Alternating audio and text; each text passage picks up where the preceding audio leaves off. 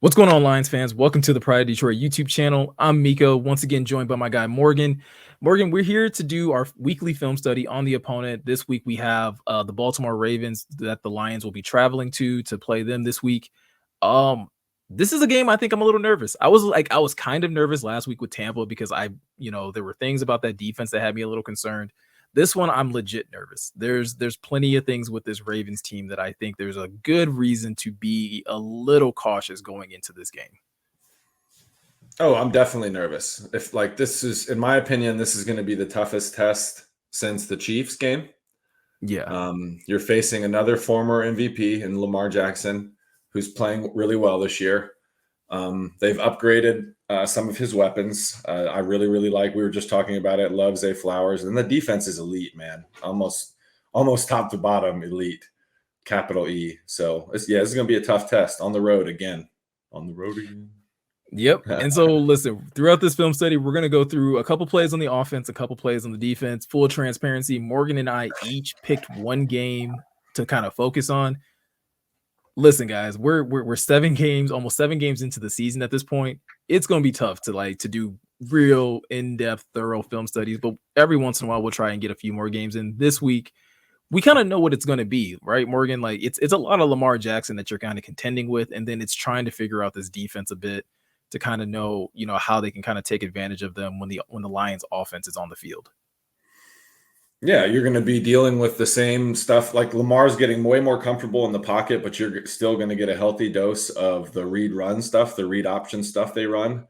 Going to be a lot of eye candy. Defenses like the Lions defense, are going to have to be way more disciplined than they were against Tampa Bay. That, with Kirby and Will Harris jumping up, going to have to be way more disciplined. And then, you made a good point, Miko. The Ravens defense is really strong right up the middle with their linebacker duo. They have Patrick Queen and Roquan Smith. And then safeties, they have Kyle Hamilton and Geno Stone. Geno Stone, right? Yeah, Geno Stone, yeah. Yeah. So right up the middle where the Lions like to make a lot of their hay with St. Brown and Laporta, that's where the Ravens are really tough. So it's going to be interesting to see how they attack that. For sure. So let's jump right into the film study. We're going to take a look, like we said, like you were saying, Morgan, right? It is Lamar Jackson, but they also do a lot of read option things. There's a lot of eye candy. They try to kind of, get your defense guessing. And with a play right here, we're going to look at this run by Gus Edwards. Like we said, it's not just Lamar Jackson that you have to worry about when it comes to running the ball. They have a number of backs that they can employ along with Lamar to kind of give your run defense some fit. So in this play, we're going to see Gus Edwards kind of take this inside run and just kind of break it off for a pretty big gain here.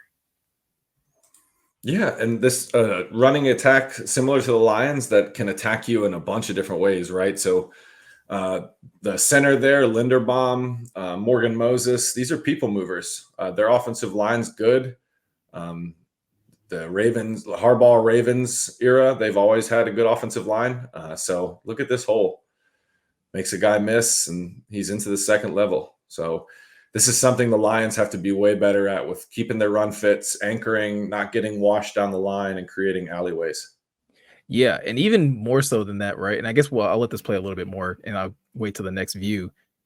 Your linebackers are going to have to be able to fire off the ball and be able to make quick decisions, because it's one thing when watching this Cincinnati Bengals game that I noticed quite a bit is these linebackers get caught. So looking at Logan Wilson here at number 55, these linebackers got caught flat-footed a number of times, and I understand why, right, Morgan? Like they're waiting to see, is this actually a run play? Is it play action? Is Lamar going to bootleg out the back? There's a lot of things going off in your head, but when you do this, you get very late to being able to get to your spot to be able to fill a gap. Yeah, it's the motion, right, Miko? That's a good point, because the motion that Jackson play fakes here too, it's just going to have the linebackers freeze just for that split second, right? And by that time, it gives the guard, and I believe it's the guard in the center here, they're able to climb to the second level and get good blocks on these guys. So pause it once they climb to the second level, Miko. Right So there. yeah. There you go. Yeah, right here, right? You have the guard over here on number 21. Logan Wilson's getting pretty much pushed out the way. Again, making this would have probably been a one-on-one anyway, but now making this one-on-one even more simple for Gus Edwards so that he can just make this cut, get north and south.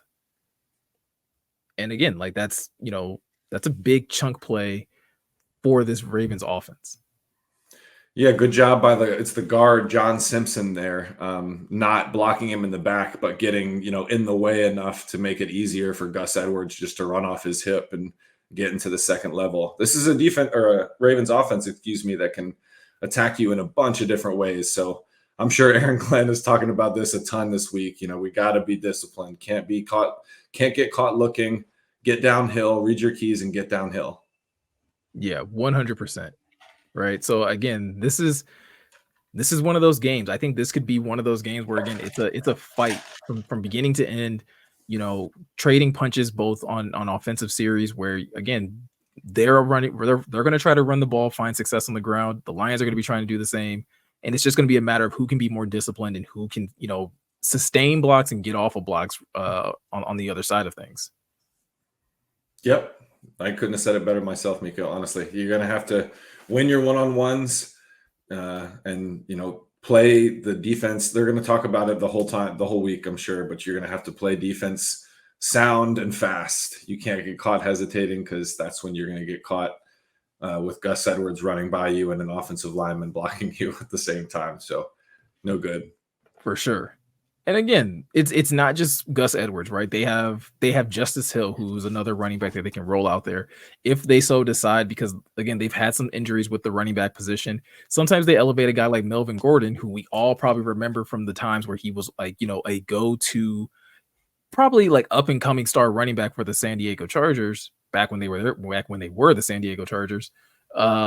And now he's with Baltimore, bouncing back and forth between their practice squad. But he's a guy, because of how they have built their rushing attack, he can come in for them and run plays like this and still help this Ravens offense find success. Yeah, so you'll see the Browns here. Again, you're going to see more hesitation just because of the play fakes and the way the action is going. But this is just I circled him just because he got washed down the line here pretty bad. You'll see 93 for Cleveland, right? So this is what can't happen. Yeah. Just gets moved and completely sealed, and it's making life really tough on your linebackers, right? Because it's a big gap to fill. Luckily, as of late, knock on wood, the Lions interior, Aleem McNeil, Isaiah Buggs, Benito Jones, they're playing well, and they're really being sound against the run, making it easier on your linebackers and your second level players. So hopefully they can continue that against Baltimore. Yeah. And again, this is like we were talking about with the last play, even with Gus Edwards, right? Like this offensive line moves people out the way. And even if you get past them, if we look down here, like kind of in this area, it looks like this, this defender looks like they win this rep. But again, just doing a good job staying on your block, moving people out the way so that Melvin Gordon can just, again, cut back, follow where the lanes are, and comes very, very close to scoring here. Yeah, I want to say that's Myles Garrett. Yeah, it is Myles Garrett, 95. So that's a good point, Miko. Like, yes, he wins the one-on-one and he gets upfield really fast, but kind of at a cost, right? Because it's creating a big old alley for Melvin Gordon to run through. So, you can't do that either. Like the edge players, Hutch, Charles Harris, Romeo, hopefully Josh Pascal's back in the mix this week. Can't do that. Like getting upfield is good on, once it's a pass. But even then, right, you can't get too far upfield because that's when you're going to give Lamar a bunch of room to take off. So it's going to be a week where you're going to have to rush as a unit defensively, and you can't go rogue, right? And just, get really wide or shoot inside because it's going to kill the defense because it's Lamar. And and I would almost say like this is a game where like guessing can't be a part of the game plan, right? Like you have to know your keys, know your responsibilities, which is something that this coaching staff stresses just about every week. But I think in a game like this, where there is so many different options, like we're about to see in this play here, it could go to a guy like Gus Edwards. It could go to a guy like Melvin Gordon. It could go to a guy like Justice Hill, or Lamar could just be like, you know what? I'm going to do it myself And now you're talking about the difference. We're not talking about first downs or just getting into the red zone. We're talking about touchdowns now. Yeah, this jumped out at me when I was watching the film. It was first and goal from the 10. And again, they're just the Browns aren't good enough. They've been dominant all season too, so this was kind of interesting. That the Ravens ended up bullying them. Yeah. They ran for quite a bit, but the nose here for Cleveland just ends up getting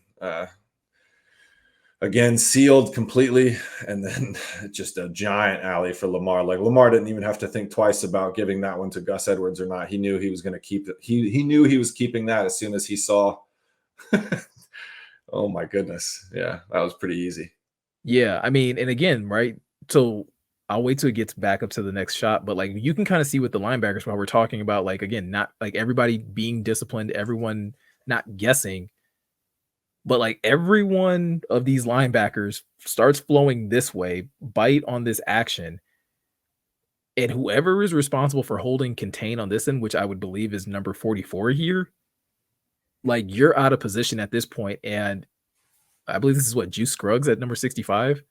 Like you're not getting back this way to be able to get Lamar Jackson and to be able to stop this, play from developing. No, and they pulled, right? They had a couple Baltimore offensive linemen pulling in the direction that Lamar kept it too. So really there was more blockers than there were defenders. Like 78 didn't touch anybody. Yeah. Who's that? Morgan Moses. Morgan Moses touches no one. Watch the right tackle. He could Yeah, have doesn't scored even have himself. to. Right? Him and Lamar could just like have a nice little stroll to the end zone together. They could have held hands Yep. and just skip to the end zone right there because again, it's a good Cleveland Browns defense. I think you're spot on when you say that. This defense has given a lot of teams trouble. Obviously, they just beat the 49ers last week, but Lamar and company still kind of had their way with their division foe. And I think part of that is again understanding, your division a little bit better than maybe other teams, but this is something that if you're the Lions, if you're looking at this on tape, like, yo, we can't have this happen defensively, guys. No, you're just going to put your teammates in a bad position. Ultimately, like if you're just banking on the Lions being better on the interior for sure, because they've had some really solid play from guys like Bugs, Aleem, Benito Jones, and then other guys rotate in, right? Like I really think getting Pascal back, obviously getting Brian Branch back this week will be huge. But getting Josh Pascal back, if he's up this week, that'll be big too, just because it's another body that they can use to slow down Baltimore's running game. Yep. And again, we have to stress the fact when it comes to Lamar Jackson, I know like some people like to put him in this box of like, oh, he's only a running quarterback. And it's because he is so dangerous with his legs. But we also have to show this man a great deal of respect when it comes to his abilities to throw the ball as well. Again, much like with Detroit, much like the way that the Lions offense likes to work. Listen, we're gonna, run the ball as much as we can to get you thinking about the run. And in the first opportunity we have to take a shot, we'll do that too. And Lamar Jackson is just as good at that as he is running the ball to be able to get the ball to his playmakers and get big plays like we're able to see in this one. Once again, going back to the Cincinnati game where he finds Zay Flowers for a beautiful 52-yard bomb here. And it kind of reminded me of the play that we broke down the other day with JMO, with just, again, understanding how Lamar is able to wait until the defense does what he wants it to do before he uncorks this ball. Yeah, and this is a beautiful ball. He drops this in the bucket. Flowers is a really nice player. Zay Flowers, he's a rookie this year. They took him in the first round. And yeah, this is just a great ball. They run out of a bunch here. He's the deep option. And once he sees that it's just the corner running with him, once the single high safety, it looked like committed to coming down. Like you said, Miko, he knew where he was going, much like Jared Goff knew with the Jamison Williams touchdown. Yeah. And so again, these are things that you have to worry about because they do a lot of these same types of formations. Again, it was, single running back next to Lamar. They fake it. It's a play action. And you have a bunch of different options and a bunch of different weapons, running different routes on the field. And if you're number 23, like you immediately find yourself in a situation much like we talked about with Tampa Bay, where it's like, okay, do I come down and cover Rashad Bateman here? on this crossing route, or do I stay deep and try to stop Zay Jones? And it's a pick your poison type of situation. I think any defensive coordinator would probably tell you, like, hey, as a safety, your responsibility deeper than the deepest, and you open up a bigger can of worms by allowing this play to develop versus probably just letting Lamar try to make that pass to Rashad Bateman and not being this far into the red zone. Yeah, you explained it perfectly, Miko. He was looking to that's the read for Lamar. If he's trying to, if he identifies this coverage pre-snap, and once he sees that safety take even a step or two down that way, he was happy to go ahead and try to hit Zay Flowers, and just a really good catch too. He's excited about it. Yeah, he's going to be a big test for this secondary. This offense will be too. Yeah, absolutely. And I think we talked about the offensive line being really strong in the run game. But I mean, in that play in itself, we also see that they're very good in pass protection as well. Lamar had all day to be able to survey. Not a lot of dancing in the back, in the backfield. He's just able to be calm, cool, collected. And I think when talking about this Baltimore team, that's probably one of the biggest differences that I notice in comparison to past seasons, because we do know that Baltimore got a new OC this year, and they're putting a little more emphasis on Lamar's ability to throw the ball. They went out and got him a few more receivers, obviously, like you said, with Zay Flowers, bringing in OBJ, and they still have Mark Andrews and Rashad Bateman to kind of be effective in the pass game as well. Much like the Lions, they have their own little like special teams ace that also gets involved in the pass game with Devin Duvernay. Like these teams are very much like carbon copies of each other when it comes to like the offensive side of the football, at least. Yep. Great point though. They have a diverse set of weapons. They have Nelson Aguilar, who I know he's not like the best, but he's been doing it a long time in the slot. So they have options. It's a deep, set of weapons. And Lamar's been comfortable. Like they still have a good amount of designed runs for him, like here and there. He's going to run those, read runs, those read options where he ends up keeping it, or they might run a power here and there in the red zone. But he's also just as comfortable sitting in the pocket, like you said, Miko, and reading what he needs to see and making the decision like he did with the one he cut loose to Zay Flowers. Yep. And so beyond the offense, right, this is still the Baltimore Ravens. And whenever I think Baltimore Ravens, for me personally, I think defense. This has been an organization that has always found a way, maybe even at the detriment of their offense, to find quality defensive players.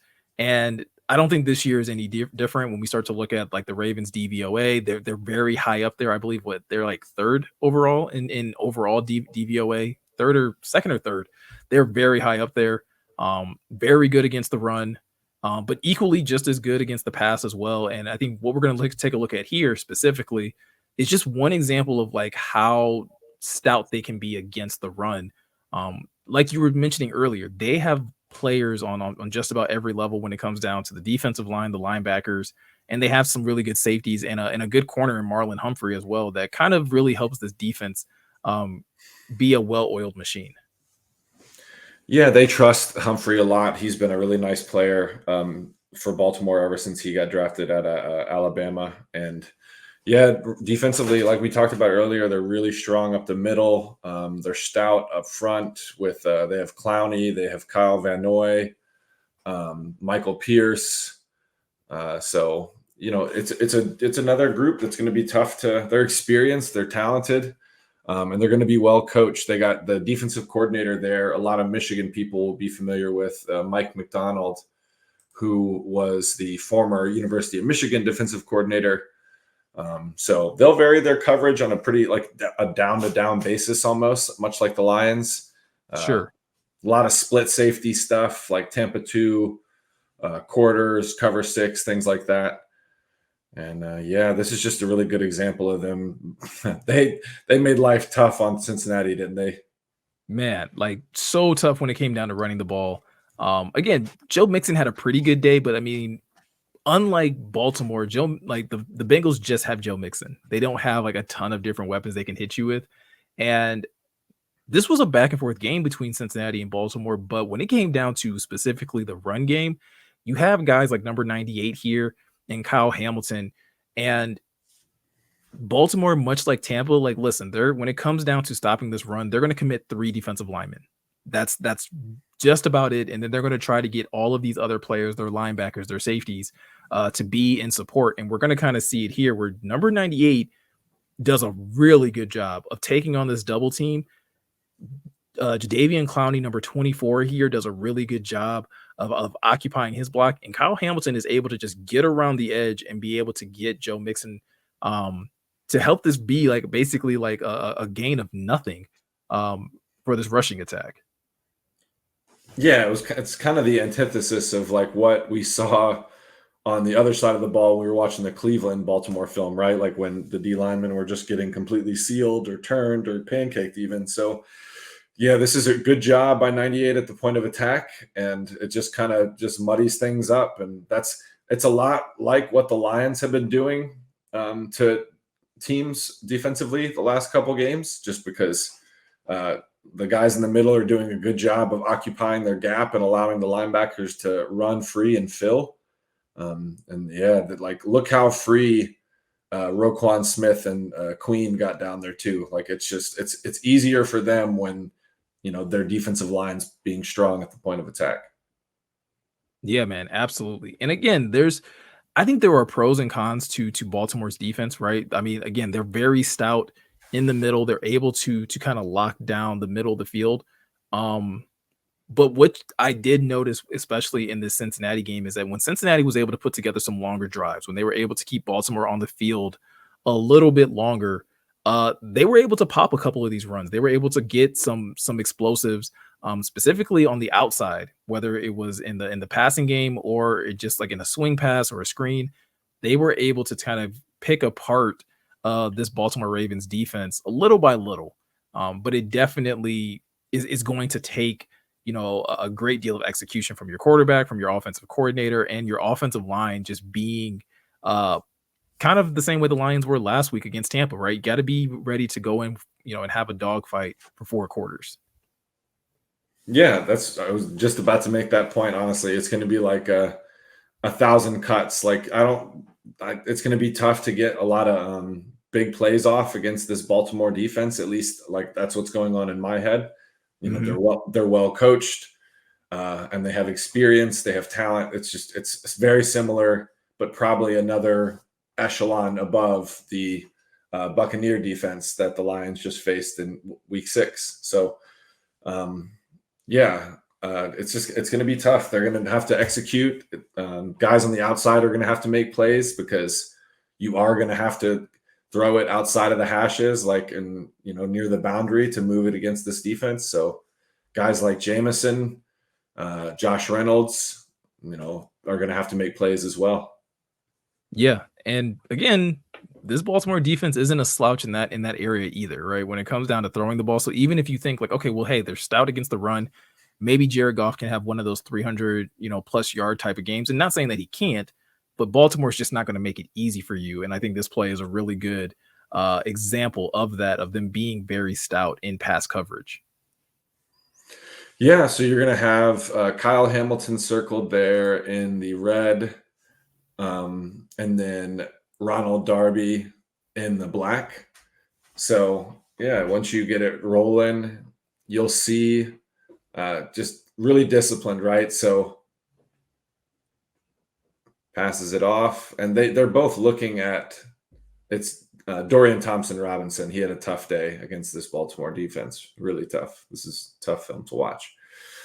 Yeah, this hurt me to know that he had such a rough day because DTR was one of my favorites in the draft. But yeah, it was just a recipe for disaster. But yeah, it was just there was no chance this was getting there. Both Darby and Kyle Hamilton played this really well. And, Darby does a good job of opening his hips and looking at the quarterback right away and figuring out where he needs to get in terms of depth and gets a hand on the ball. And Kyle Hamilton gets a little pop on, I don't know who that is for Cleveland, number 2. I think this should be Amari Cooper, I believe. Oh, good call. Yeah, it is. But yeah, I mean, again, if you're a rookie quarterback, this is what you're hoping to hit. You're hoping to hit like this little space between, right, the safety and the corner here. But Hmm. I mean, again, DTR not being a very experienced quarterback in the league, getting his first start, this this pass has to be a little bit more, over the top so that Amari Cooper can kind of run underneath this, and not let it float so much. Yeah, he's gonna have to throw it earlier, and just probably something he's not used to, just with like NFL caliber receivers. Like he rips this thing. Watch this, Mhm. but it's not that quite enough juice. Um, so if he throws it earlier, potentially there's a shot he fits it in there. But he would have had to thrown this right at the back of his drop. Like he kind of hitches here. He steps up a little bit. But I think, obviously there's a pass rush, but yeah, I think if he throws this earlier, he has a chance. But because where they're at right now, you know what I mean? Yeah.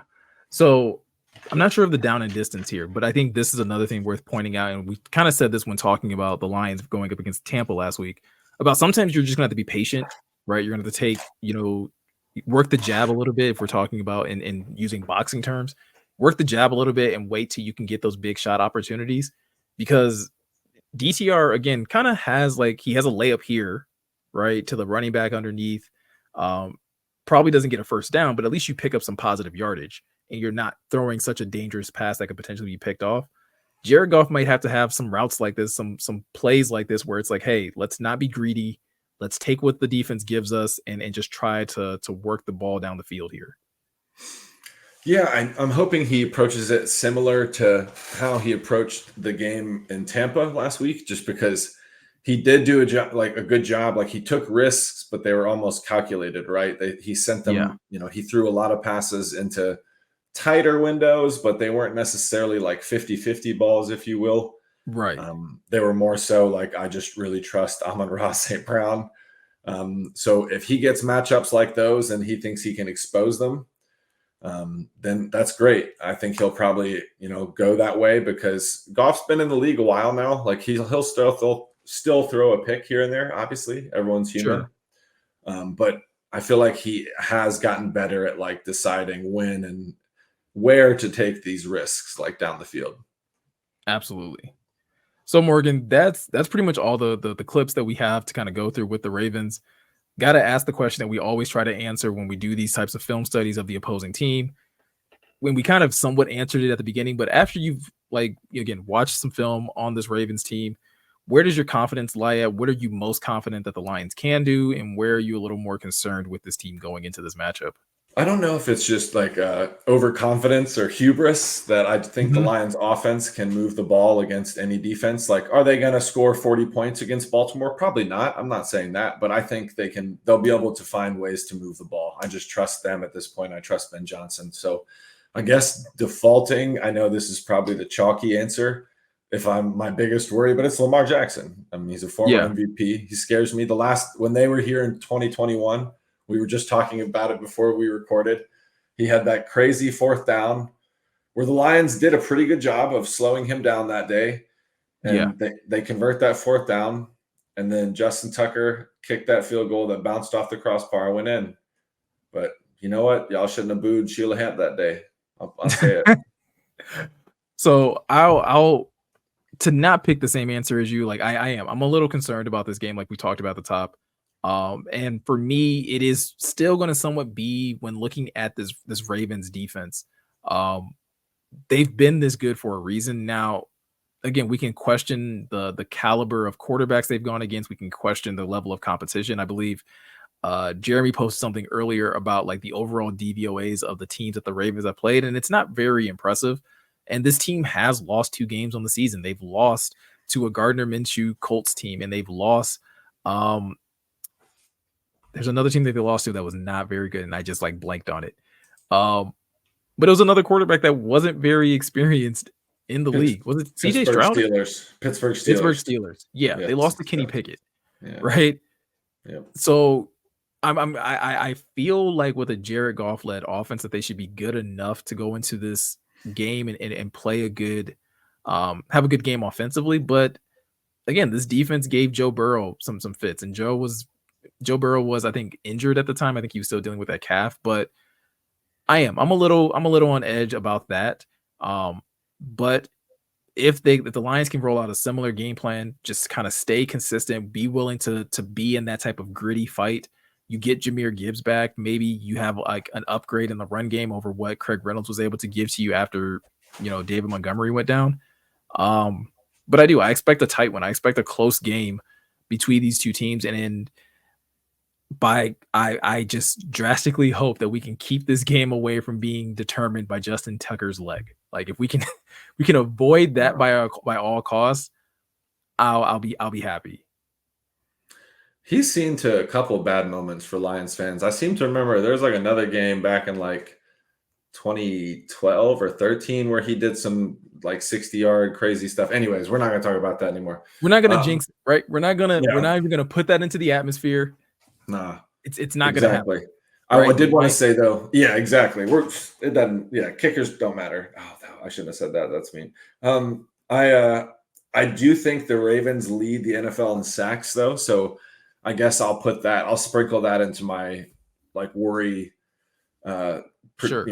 As well, because I do think keeping Jared Goff like kind of clean and giving him time to operate is going to be big, just like it always has been for him. So keeping him relatively clean, is going to be a big deal because it's going to be tough to run against this Baltimore front again, I fear. Yeah, I think this could be a good game. I think this could be another big game for Amon-Ra. I think Sam Laporta could also have a really big game. I'm going to be really interested to see what this matchup between Sam Laporta and these linebackers is going to look like. Obviously, Roquan is pretty solid in pass coverage. Patrick Queen, I think you could get Patrick Queen. If I'm being honest, I think you could have some really good matchups against him and be able, if there's a linebacker that you're looking to pick on, it might be Patrick Queen in this regard. I could see that. Laporta is going to be tough to cover for most linemen. That's the thing, right? He's 6'3", 250. So, and he's got some, wiggly hips for a tight end from Iowa. Like he's got some shiftiness to him. So, he's going to be tough. Good matchup. I want them to get the ball to Khalif and JMO maybe in some spots where they have some space to operate, because sure. Get the ball into your burners, because I do it'd be nice to get some chunk plays against this Baltimore defense, because as good as they are, some of these long sustained drives the Lions have been, relying on are going to be harder to come by. I don't know, but hopefully not. Hopefully they can just move the ball right. Absolutely. That's all I'm hoping for. This is going to be a really good game come Sunday. You're going to have, again, I think these are two playoff caliber teams that you're going to see match up this Sunday. And we're going to learn a lot about both of these teams. But as Lions fans, I think we're going to learn a lot about where this team is and how much further they have to go to not just be, again, division winners and possibly, playoff contenders, but actual Super Bowl contenders, and how they stack up against one of the better teams in the NFL this week. Yeah, it's going to be a good test. I'm right there with you, Miko. It's going to be, especially on the road again, man. They've had a lot of tough games on the road so far. Yeah. And M&T Stadium is not a place that's easily overtaken. But listen, Lions fans have been showing up in droves, so I don't expect that to be any different this week as well. Let's let the Lions takeover continue, us going into other people's houses and turning it into a Lions den. So I'm all about it. Need it, man. Hopefully the weather's good. It's just like a nice little afternoon in Baltimore with the Lions win. Love it. So, guys, that's going to do it for today's film study. Let us know in the comment section below. Again, anything that you think we might have overlooked, some things that you're very confident in, some things that you're concerned about with both the Lions, or if you're a Ravens fan watching this, what are some things that you're concerned about when it comes down to the Lions coming into M&T Stadium this weekend? Also, if you're looking for any more content or any more just analysis ahead of this Lions-Baltimore Ravens matchup, be sure to head over to PrideDetroit.com, where you can check out all of the latest articles that we've uploaded over there. And last but not least, if you are new to this channel, be sure to hit that subscribe button, hit that notification bell. We're on to our next subscriber goal, so be sure to help us on that journey to 50,000, because that's the next big one we're trying to hit. So we appreciate you guys. Thank you for taking the time to check out this latest video. We'll see you in the next one.